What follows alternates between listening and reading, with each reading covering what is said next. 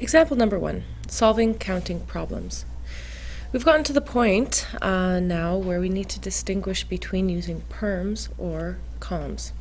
Remember, permutations are questions that deal with an order that is important, whereas in combinations, order doesn't matter. So let's look at this one here and see whether or not it's perms or coms.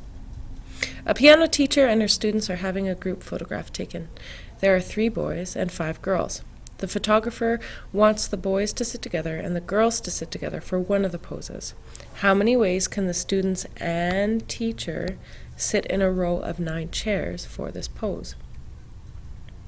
So a way to think about this is, don't worry about writing this down, but Bobby, Sally, and Joseph, okay? So Bobby, Sally, and Joseph is a different photo than Joseph, Bobby, and Sally. So since these different poses, since the orders create different pictures, we know that this is a permutation.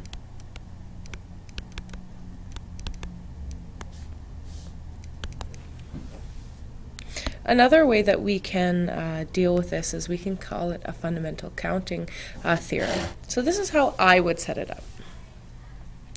You have the boys, you have the teacher, and you have the girls.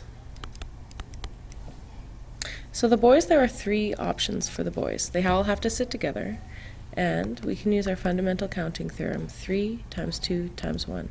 So just the arrangement for the boys in total is going to be 3 factorial. The teacher's going to be 1 factorial, but that's fine. And the girls, there are 5 of them. 1, 2, 3, 4, 5.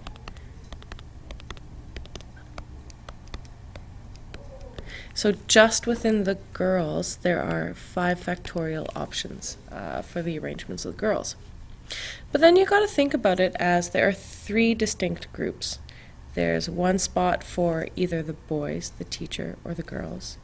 There's another spot for either the boys, the teachers, or the girls. And another spot for either, not either, because there's more than 2 options, but the boys, the girls, or the teacher. So boys, girls, or teacher, there are 3 options available. Once that 1 option is taken, there's going to be 2 left over, so there are 2 options available for this one, and then there's 1 left over for here. So this is a lot of information to be taking in here, but this one right here, the 3 factorial, represents the boys, teacher, girls combination. Okay, so how you can have boys, teachers, girls, you can have boys, girls, teachers, you can have teachers, girls, and boys, boys and girls, etc. Okay, so that's dealing with the overall kind of thing.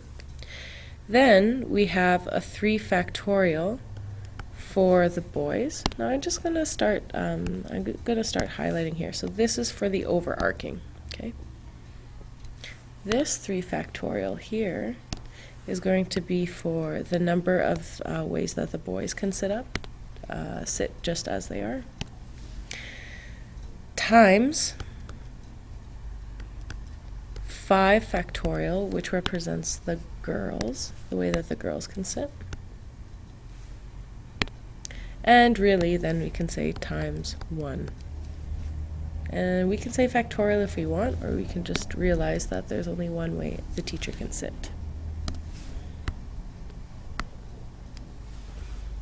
So,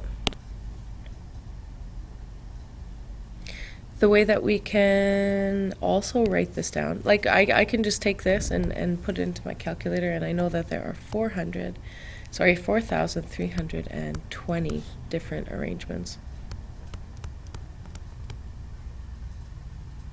Another way for us to notate this is 3 pick 3 times 3 pick 3 times 5 pick 5 times 1 pick 1. Now if we wanted to associate that with the color, this one would be the overarching, this one would be the boys, this one would be the girls, and this one would be the teacher. Now, this and this represent the exact same thing. I'm just choosing a different way to write it down. They all end up being 4,320 different arrangements.